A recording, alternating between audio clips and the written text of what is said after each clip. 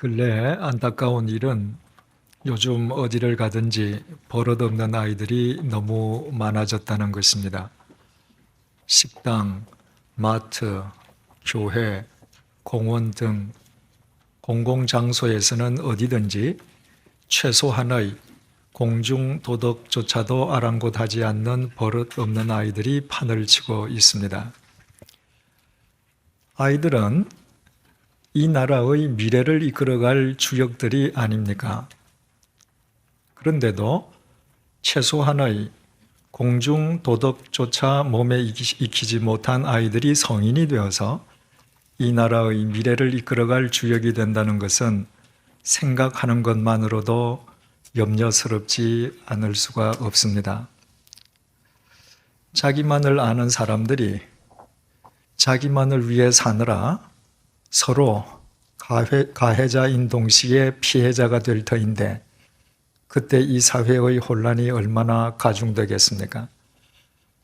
자기만 알고 살아가는 자기 중심적인 사람들이 나라를 생각하고 국가 공동체에 대한 의무와 책임을 다하려고 하겠습니까?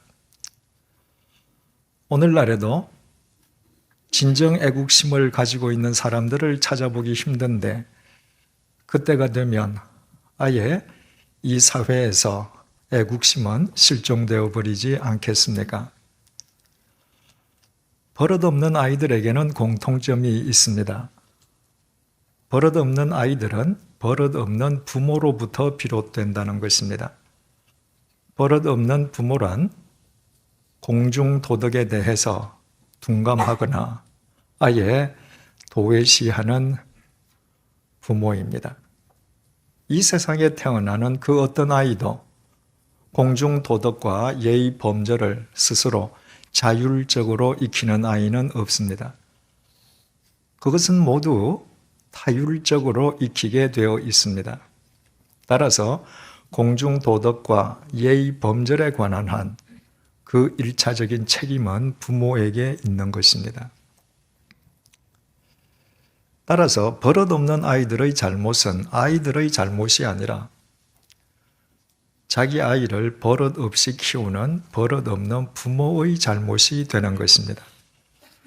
부모가 자기 자식을 버릇없이 키운다고 하는 것은 자기 자식에게 이 세상 그 무엇도, 그 누구도 두려워하지 않는 사람이 되게끔 자식을 내버려 두는 것을 의미합니다. 그러나 하나님께서는 지혜의 책인 잠언서를 통해서 우리에게 이렇게 말씀하고 계십니다. 잠언서 24장 24절 말씀입니다. 매를 아끼지 않는 자는 그의 자식을 미워함이라. 자식을 사랑하는 자는 근실히 징계하느니라.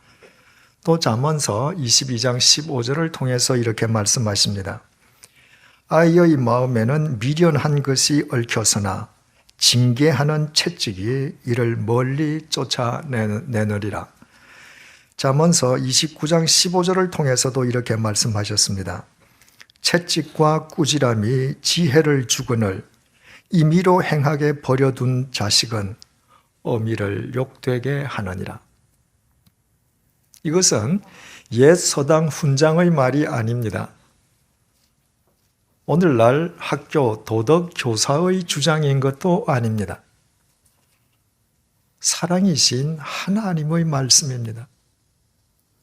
그런데 왜 사랑이신 하나님께서 이 세상의 부모에게 자기 자식을, 그것도 어린 자식을 매와 징계로 교육할 것을 명령하시겠습니까?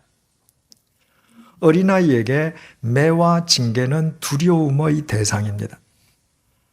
따라서 하나님께서 어린아이를 매와 징계로 교육시키라고 하시는 것은 어린아이를 미워하라는 말씀이 아니라 어린아이들의 심령 속에 두려워해야 할 것을 두려워하고 두려워해야 할 사람을 두려워하는 마음을 각인시켜 주라는 것입니다. 그러므로 부모가 자기 자식을 버릇없이 키우는 버릇없는 부모는 결국 그 자신이 이 세상에서 그 무엇도 그 누구도 두려워하지 않는 사람임을 의미합니다. 그러다가 자신이 두려워하지 않았던 법의 심판에 의해서 자신이 두려워해야 함에도 불구하고 두려워하지 않았던 사람에 의해서 한순간에 그 인생이 몰락하는 사람의 경우를 우리는 우리 주위에서 너무나도 자주 목격하고 있습니다.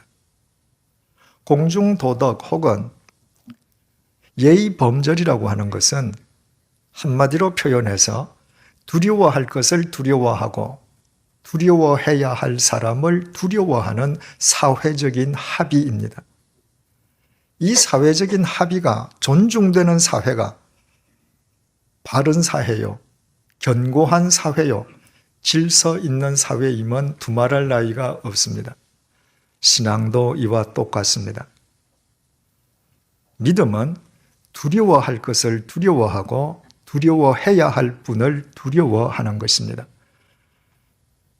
신앙인이 두려워해야 할 분은 두말할 것도 없이 하나님이시요. 두려워해야 할 것은 하나님의 계명입니다. 오늘날 교회가 세상으로부터 비판과 지탄과 조소의 대상으로 전락한 것은 비단 어제 오늘의 일이 아닙니다. 만약 이 땅의 교회를 이루고 있는 그리스도인들이 바로 우리 자신들이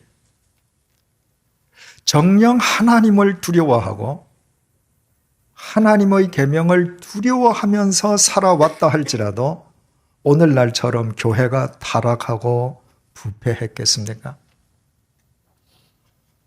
오늘날 교회가 자정 능력을 상실했다는 비판을 받을 정도로 철저하게 부패하고 타락한 것은 교회를 이루고 있는 우리가 두려워해야 할 것을 더 이상 두려워하지 않고 두려워해야 할 분을 더 이상 두려워하지 않는 버릇없는 그리스도인이 되었기 때문입니다. 사람을 두려워하지 않는 버릇없는 아이들이 임자를 만나서 반드시 큰 코를 다치게 되듯이 하나님을 두려워할 줄 모르는 버릇없는 그리스도인들로 구성된 이 땅의 교회가 세상으로부터 문매를 맞고 있는 것은 우리 자신들이 초래한 당연한 결과가 아니겠습니까? 그렇다면 이처럼 지탄의 대상이 되어 무너져버린 이 땅의 교회를 어떻게 새롭게 세울 수 있으며 회복시킬 수 있겠습니까? 지난 25주 동안 우리가 살펴보고 있는 사도행전 9장 1절에서 31절의 단락은 초대교회에 등장한 사울에 관한 내용을 증언해주고 있는데 바로 그 단락의 마지막 구절인 본문 31절이 이렇게 끝나고 있습니다. 그리하여 온 유대와 갈릴리와 사마리아 교회가 평안하여 든든히 서가고 주를 경외함과 성령의 위로로 진행하여 수가 더 많아지니라. 우리는 본문 이전의 내용과 전혀 상반된 본문의 내용을 앞 구절과 한데 이어주고 있는 접속사 그리하여의 의미에 대해서는 지난 시간에 깊이 생각해 보았습니다.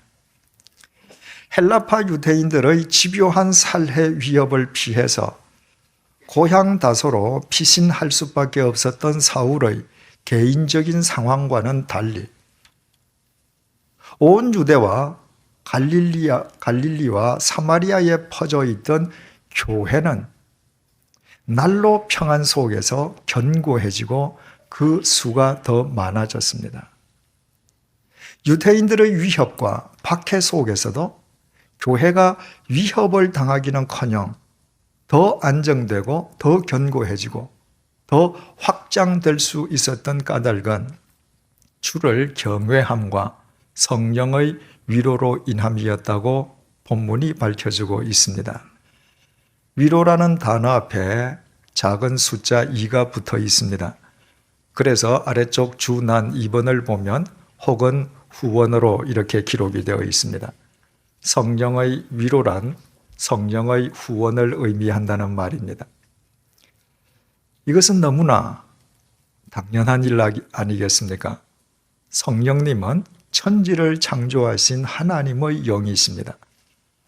그 하나님의 영이 후원하시는 한 어떤 상황 속에서도 교회는 견고해지고 더 확장될 수 있지 않겠습니까? 그러나 중요한 사실은 본문은 그 원인을 성령의 후원으로만 밝히고 있지 않다는 사실입니다. 본문은 분명히 주를 경외함과 성령의 후원이라고 밝히고 있습니다. 여기에서 이 순서가 중요합니다. 성령님께서 당시의 그리스도인들을 먼저 후원해 주셨기 때문에 그들이 주님을 경외한 것이 아니었습니다. 그들이 주님을 경외했기에 성령님께서 그들의 후원자가 되심으로 그들을 든든하게 세워주신 것이었습니다. 이 짧은 구절을 통해서 우리는 주를 경외한다는 것이 그리스도인에게 얼마나 중요한 일인지를 깨닫게 됩니다. 그렇다면 하나님을 믿는 사람들이 하나님을 경외한다고 하는 것은 구체적으로 어떤 의미이겠습니까? 히브리어 동사 야레와 오늘 본문에 사용된 헬라어 명사 포호보스 그리고 헬라어 동사 포베오는 모두 두려워한다는 의미입니다. 잊지 마십시오. 하나님을 경외한다는 것은 단순히 하나님께 예배드리고 찬양하고 기도하는 것만을 의미하지 않습니다. 우리가 아무리 예배를 드리고 아무리 찬양하고 아무리 기도한다 할지라도 우리에게 하나님을 두려워하는 마음이 없다면 우리의 모든 신앙 행위는 무당의 푸닥거리와 구별되지 않습니다. 하나님을 두려워하지 않는 사람의 모든 종교적인 행위는 하나님을 위한 행위가 아니라 자기 자신을 위한 인간의 행위에 불과하기 때문입니다. 하나님을 믿는다는 것은 하나님을 경외하는 것이요. 하나님을 경외하는 것은 하나님을 두려워하는 것입니다. 창세기에서부터 요한계시록에 이르기까지 하나님을 경외하라고 번역된 모든 말의 의미는 하나님을 두려워하라는 의미요.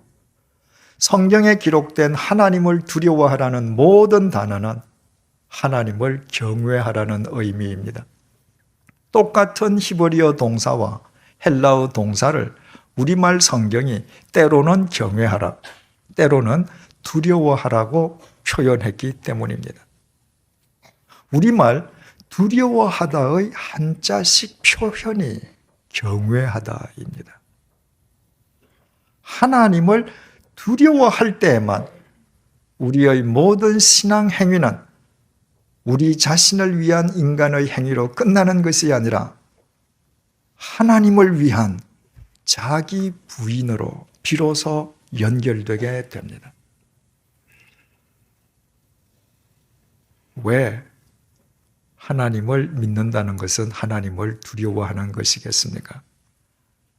왜 우리가 하나님을 두려워하며 살아야 합니까? 그 이유는 간단합니다. 우리는 모두 더러운 죄인인데 반해서 하나님은 거룩하신 분이시기 때문입니다. 어둠이 빛을 무서워하듯이 죄는 거룩을 무서워합니다. 거룩 앞에서 죄는 죽음을 뜻하기 때문입니다. 그래서 모든 인간은 하나님을 두려워할 수밖에 없습니다. 범죄한 자신을 찾아오신 하나님 앞에서 아담도, 시내산에서 하나님을 만났던 모세도, 성전에서 하나님의 음성을 들었던 이사야도 모두 약속이라도 한 것처럼 한결같이 두려워했던 이유가 바로 여기에 있습니다. 잊지 말아야 될 사실은 진정으로 하나님을 두려워할 줄 아는 사람만 하나님의 사랑을 바르게 깨달을 수 있다는 것입니다. 하나님을 두려워할 줄 아는 사람만 자신의 모든 죄에도 불구하고 하나님께서 당신의 아들을 제물 삼으시고 십자가의 보혈로 새로운 생명을 주신 하나님의 그 깊으신 사랑의 본질과 가치와 의미를 제대로 깨달을 수 있습니다. 하나님의 사랑을 믿는다라고 하면서도 하나님을 단 한 번도 두려워해 본 적이 없는 사람은 하나님의 사랑을 피상적으로 알 수밖에 없습니다. 버릇 없는 아이가 할아버지의 사랑을 빙자해서 할아버지의 상투를 뒤흔들듯이 하나님을 두려워하지 않는 사람은 하나님의 사랑을 빙자해서 하나님의 머리 위에 스스로 앉는 어리석음을 범할 수밖에 없습니다. 따라서 본문 속의 그리스도인들이 하나님을 두려워함으로 성령님께서 그들의 후원자가 되시고 그들이 속한 교회가 견고해지고 확장되었다는 본문의 내용은 당연한 결과일 수밖에 없습니다. 당시의 그리스도인들이 하나님을 두려워할 줄 알았으니 그 그리스도인들이 자신들을 구원해 주신 하나님의 사랑은 또 얼마나 깊이 깨달았겠습니까? 하나님을 두려워할 줄 아는 그들이 얼마나 하나님의 말씀을 쫓아 사는 하나님 앞에서 버릇 있는 그리스도인의 삶을 살았겠습니까? 그 버릇 있는 그리스도인들을 왜 성령님께서 후원자가 되어주시지 않았겠습니까? 그리고 온갖 박해와 위협 속에서도 그들을 견고하게 세워주시고 더욱더 확장되게 해주시지 않았겠습니까? 그러나 아무나 하나님을 두려워할 수 있는 것은 아닙니다. 하나님의 부르심을 입은 사람만 하나님을 두려워할 수 있습니다. 하나님의 부르심을 입지 못한 사람은 하나님이 누구신지 알 도리가 없는 까닭에 본인이 의식하든 의식하지 않든 결과적으로 그의 삶은 하나님을 능멸하는 삶이 될 수밖에 없습니다. 그러나 이 말이 하나님의 부르심을 받기만 하면 모든 사람이 저절로 하나님을 두려워하게 된다는 의미인 것은 결코 아닙니다. 가롯 유다는 분명히 그리스도 안에서 하나님의 부르심을 입었지만 삼위일체 하나님을 두려워하기는커녕 오히려 그 하나님을 배반하는 어리석은 인간이 되고 말았습니다. 따라서 우리는 오늘의 본문 속에서 중요한 믿음의 법칙을 깨닫게 됩니다. 주님의 부르심을 입은 사람 가운데에서 주님을 두려워할 줄 아는 자를 성령님께서 후원하심으로 그의 삶이 견고해진다는 믿음의 법칙입니다. 이것을 수식으로 표현하면 이런 수식이 될 수 있습니다. 하나님의 부르심 플러스 성도의 하나님을 경외함 플러스 성령님의 후원 이퀄 견고함과 확장. 그리고 우리는 왜 사울의 등장을 증언해주는 사도행전 9장 1절에서 31절까지의 단락의 마지막 구절이 주를 경외함을 강조하는 본문 31절로 끝나고 있는지 그 이유도 알게 됩니다. 사울은 본래 자기 신념을 위해 살던 사람이었습니다. 사울은 자기 신념을 위해서는 이 세상 그 무엇도 그 누구도 두려워하지 않던 사람입니다. 오직 오죽하면 성자 하나님이신 예수 그리스도를 부정하고 주님의 몸된 교회를 잔멸하는데 앞장까지 선 삶을 살았겠습니까? 그 사울이 다메섹 도상에서 주님의 부르심을 입었습니다. 그때 사울은 주께서 부르시나 보다 그 부르심을 가볍게 대응하고 그냥 지나친 것이 아니었습니다. 사울이 그 순간에 얼마나 두려워했던지 그는 주님의 부르심을 입는 즉각 땅바닥에 꼬꾸라지고 말았습니다. 전혀 두려움을 느끼지 않던 사람이 두려움을 느끼게 되었다는 것은 하나님의 부르심 속에서 사울 자신이 비로소 죽을 수밖에 없는 죄인임을 절감했음을 의미합니다. 하지만 사울의 두려움은 그날 그 현장에서 그것으로 끝나버린 것이 아니었습니다. 그 이후에 사울은 고린도후서 7장 1절을 통해서 우리에게 이렇게 권면하고 있습니다.